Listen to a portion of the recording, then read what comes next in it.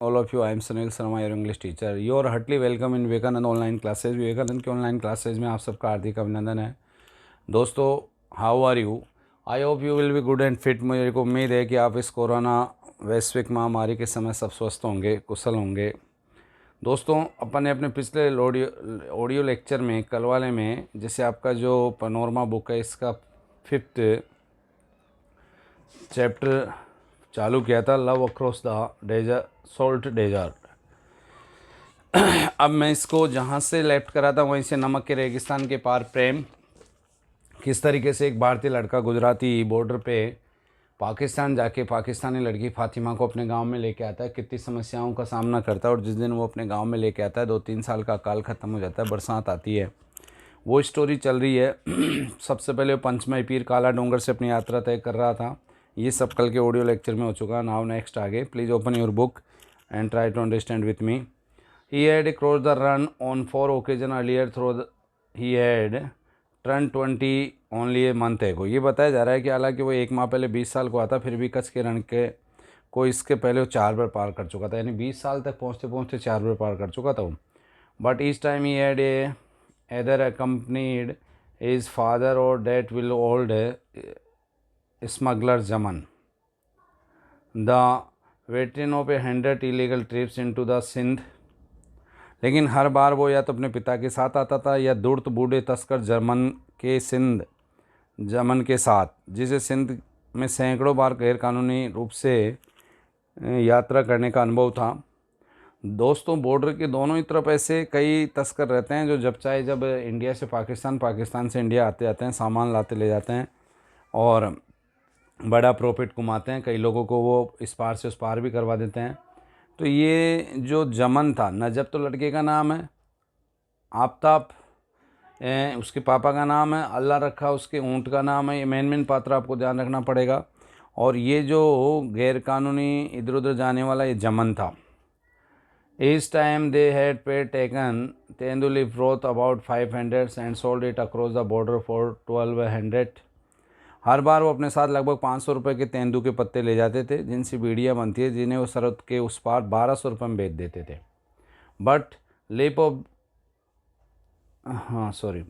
Between the pay off to the official and the intermediaries who arrange the sale of weary them, they were precious little left। लेकिन संबंधित अधिकारियों और दलालों को, जो मध्यस्थों को, जो तेंदुपत्ता बिकवाने की व्यवस्था करते थे, और उस व्यक्ति को वो जो ऊँट को चराने ले जाता था, उसको भी देने पड़ता था। It was just enough to buy some use to trade. और उस व्यक्ति को जो ऊँट को चराने के लिए ले जाता था तथा उन मित्र रिश्तेदारों को जो उन्हें शरण देते थे, रिश्वत के बाद मुश्किल से ही कुछ बच पाता था। थोड़ा बहुत मेहनत ज़्यादा थी और बचत कम थी। जो कुछ बचता था, it was just enough to buy some use to be terylene garments and then it was a time to make to long trek back across the desert. जो कुछ बचता था उससे टेरिलॉन के प्रयुक्त वस्त्र खरीद लेते थे और वो फिर से रेगिस्तान से होकर लंबी यात्रा करके वापस लौट जाते थे। ये ट्रिप रहती थी। It was during one of these trips that they had stayed with Kalesa the clove seller. इन्हीं यात्राओं के दौरान एक बार वो एक लौंग विक्रेता कालेसा के यहाँ ठहरे थे। दोस्तों, ये फातिमा जो लड़की है, कालेसा की बच्ची है। He is a distance relative of your mother. ये नजब की माँ, जो ये नजब के पिता ने बताया कि वह उसकी माँ की दूर की रिश्तेदार है। तो यानी नजब की माँ की दूर की रिश्तेदार था ये कालेसा।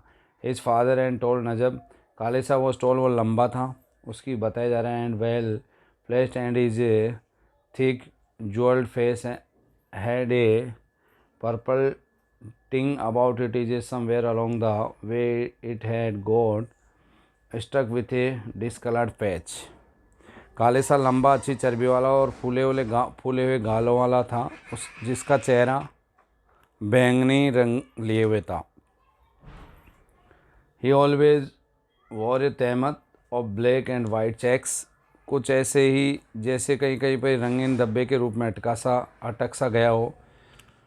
काले सा का शारीरिक चित्रण बताया जा रहा है और वो हमेशा पहनने में काले और सफ़ेद कलर की एक तहमत पहना करता था, चौखाने वाली, चार खाने वाली वो तहमत पहना करता था चेक्स की। Within a day, Najab discovered that the fellow was an absolutely rough who drove such a cast bargain that for the first time in his hearing, father started mouthing obscenities. एक ही दिन में नजब को अनुभव हो गया कि काले सा एक ऐसा दुर्त व्यक्ति था जो सौदा करने में इतना जिद्दी था कि पहली बार में ही उसकी बातें सुनकर नजब के पिता ने गालियां देने शुरू कर दी थी। But his daughter Fatima was a houri with eyes so bright that they would be have it up to be darkness of the underworld. लेकिन उसकी लड़की फातिमा एक ऐसी बहुत सुंदर हूर परी नवयुवती, इसकी चमकीली आंखों से पाताल के अंधेरे को भी प्रकाशित कर दे, उसकी आंखों से में इतनी रोशनी थी। She was taken by this the quiet, pleasant young man, so ready with his the smiles, but she could hardly elicit a word out of him. वो इस शांत और प्यारे से नवयुवक की मुस्कुराहट पर फिदा हो गई थी,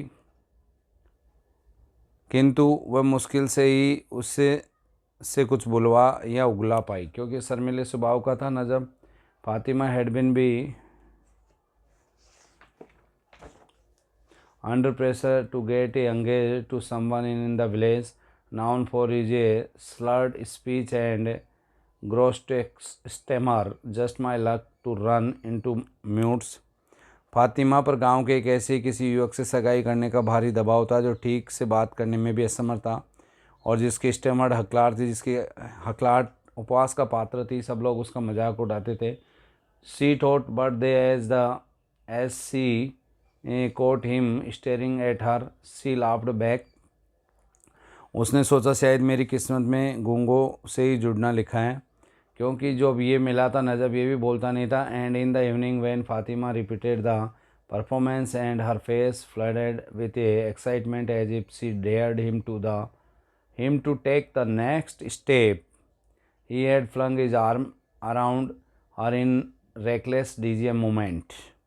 लेकिन तभी जब फातिमा ने अपनी ओर देखते हुए नजब को पाया तो प्रत्युत्तर में वो हंस पड़ी और शाम को जब फातिमा ने उसी व्यवहार को दोबारा मुस्कुराई और उसका चेहरा उत्तेजना से लाल हो गया और मानो वो उसे एक कदम बढ़ने के लिए और ललकार रही हो। ऐसे में ही असावधान और पागलपन भरे क्षणों में नजम ने उसे अपनी बाहों में गले लगा लिया। दोस्तों, yes he would be come again he told her, और उसे कहा मैं दोबारा आऊँगा। Saw her start with the display for he seem to have a answered her in articulated question. हाँ, उसने बताया कि वो फिर लौट कर आएगा और उसको अविश्वास से चौंकता हुआ पाया, क्योंकि ऐसा प्रतीत होता था कि मानो उसके इस अस्पष्ट प्रश्न वुड ही कम अगैन, क्या वह वाकई फिर से लौट आएगा। This time he would be come alone with no father or uncle to cramp his style का जवाब दे दिया। इस बार वो अकेला आएगा, न पिता और न चाचा साथ होंगे और उसके लिए बाधा बनेंगे। एंड वो अकेला आएगा ये कह के गया। And as he left he looked behind to find her gaze following him, her eyes like a pair of storm लालटेन इन इज डार्क। और जब तक वो रवाना हुआ उसे पीछे मुड़कर देखा तो पाया कि वो टकटकी लगाकर देख रही थी, उसे आगे बढ़ता हुआ देख रही थी। अंधेरे में उसकी आंखें तूफान में जलने वाली एक लालटेन के प्रकाश की तरह चमक रही थी फातिमा की। तो फातिमा से उसने प्रॉमिस किया था कि एक दिन वो बिना पापा और बिना इस जमन तस्कर के आएगा। आज वो आ भी गया, चल भी पड़ा। Every since is return to Khauda, Najab had been straining to get away. What was there about of run that he did not know. लेकिन उसकी लड़की फातिमा खाउदा लौटने के बाद से ही नजब सरहद पार जाने का प्रयत्न करता रहा वापस। He could cross the run in the daylight, live along starlight the at a thin none of his elders had dared to do. रण में ऐसा क्या था जो वह नहीं जानता था। वो 4 बार जा चुका, सब कुछ जानता था। तारों के प्रकाश को छोड़िए वो रण को दिन में पार कर सकता था। एक ऐसा कार्य जिसके लिए उसके किसी बड़ों ने भी अब से पहले कभी हिम्मत नहीं जुटाई, वो सब करने को तैयार था। And one morning Aftab was woken up by a shout the Jaman what does the old ruse went he muttered rubbing his slips I Jaman asked about Najab whereabouts. और एक दिन सुबह जमन चीख पुकार करता हुआ आफ्ताब की नींद को खोला तोड़ा। वह अपनी उनीदा आंखों को मसलते बड़बड़ाया, ये बूढ़ा दुर्त चाहता क्या है? क्योंकि नजब पूछने आ गया। किसके बारे में? जमन पूछने आ गया आफ्ताब से कि तेरा बेटा कहाँ है। जमन ने पूछा कि नजब कहाँ गया। The boy has been be slacking off a lot but he should be around. लड़का काफ़ी समय से मन ही मन गुस्से में, लेकिन उसे यहीं कहीं होना चाहिए, आसपास ही होगा। Anyway what A business is it of yours. लेकिन तुम्हें क्या काम है जो उसके बारे में पूछ रहे हो? नजब के बारे में। जमन से कहता है Aftab. The old man did not hide is the irritation. बूढ़ा अपनी झुंझुलाहट या अपने गुस्से को छिपा नहीं पाया। कौन? वही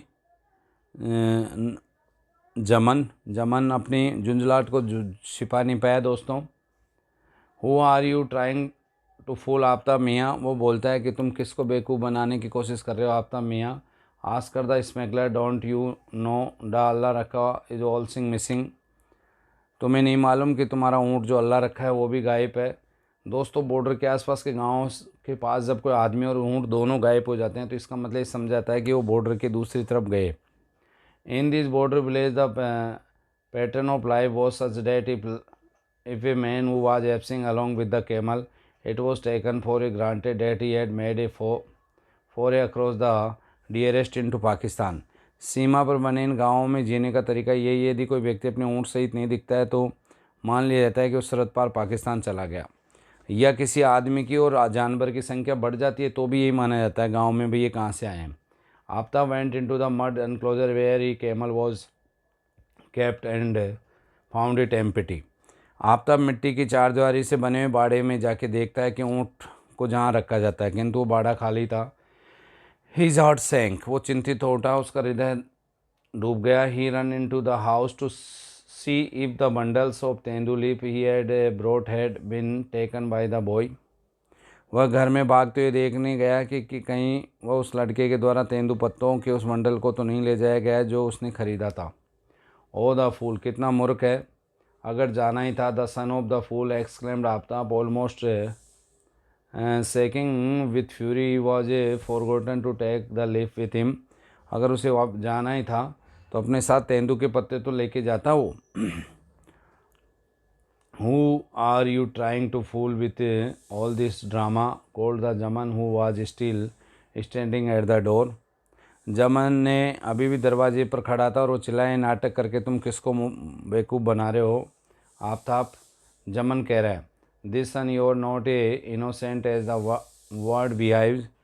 तुम्हारा बेटा इतना बोला नहीं है जितनी दुनिया समझती है। इज ए पिग, वह सुअर है, and the son of a pig, और सुअर का बच्चा है। There was a no limit to the chagrin. Chagrin आपके वर्ड मीनिंग में भी डाला है दोस्तों, जानवर का एक सड़ा हुआ मांस, कैरियन। इसका मतलब तात्पर्य इसमें बताया हुआ है कि गहरी निराशा। There were no limit to the Jaman oh सेग्रीन। अब उसकी गहरी निराशा का कोई वो नहीं रहा था आफ्ताब का। जमन वॉज द थीप। जमन वो बहुत गहरी निराशा में डूब गया था। जमन was the thief, the man who kept the ranger across happy. कि जमन मुखिया तो सरहद पार के सिपाहियों को खुश रखता था, इसलिए आसानी से पार हो जाते थे। Anyone crossing the run without he support was the running the gauntlet with the low. कहने का तात्पर्य है कि कोई भी बिना उसकी सहायता के, जमन की सहायता के, वह कानून तोड़ने का, वो इधर इस रण के पार नहीं कर सकता था। अगर वो करता था तो कानून तोड़ने का दोषी पाया जाता था। जमन की तो पूरी सेटिंग थी दोस्तों, वो आराम से इधर उधर सब रेंजरों से मिला हुआ था। And here first fleeting is a blundered is without as much as a word to him और इस्लाम और ए 100 रुपीज़ नोट। और इस अनुभव इन बेवकूफ़ लड़के ने बिना उससे बात की या सलाम किया, बिना 100 का नोट दिए हुए ऐसी भारी गलती की है। जमन से बिना मिले वहाँ पार करने की कोशिश की है तो ये तो पकड़ा जाएगा। May Allah bring him safely out of this. उस बूढ़े दूत ने भक्तिपूर्वक ईश्वर से कामना की, अल्लाह उसे इससे सुरक्षित रूप से बचा निकाले।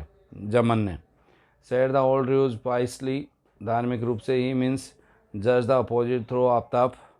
आफ्ताब ने सोचा कि उसका बिल्कुल विपरीत अर्थ है। वो नहीं चाहता था जमन, वो तो चाहता था पकड़ा जाए। Nothing would be please him more than to see Najab turn into the carrion with a vulture hovering around. Carrion यानी जानवर का सड़ा हुआ मांस। उसको ये देखने से ज़्यादा वो और कोई कुछ नहीं करेगा कि आकाश में मंडराते गीत नजब क्यों जानवरों के सड़े हुए मांस की तरह नोच नोच के खा डाले। कभी नहीं चाहेगा जमन क्यों सुरक्षित बच के आए नजब, वो तो बल्कि ये चाहेगा कि उसे रेगिस्तान में एक सड़े हुए मांस की तरह, ये जो उड़ने वाले चील है वो सड़े हुए मांस की तरह नोच नोच के खा जाए। दोस्तों आपका सेकंड ऑडियो मैं यहीं पे कंप्लीट करूँगा। इससे आगे नेक्स्ट अपन देखेंगे। Please listen this audio again and try to understand. इसे समझने का प्रयास भी करें। इस चैप्टर से 1 या 2 क्वेश्चन ऑलवेज पुटअप किए जाते हैं। Go at, best of luck.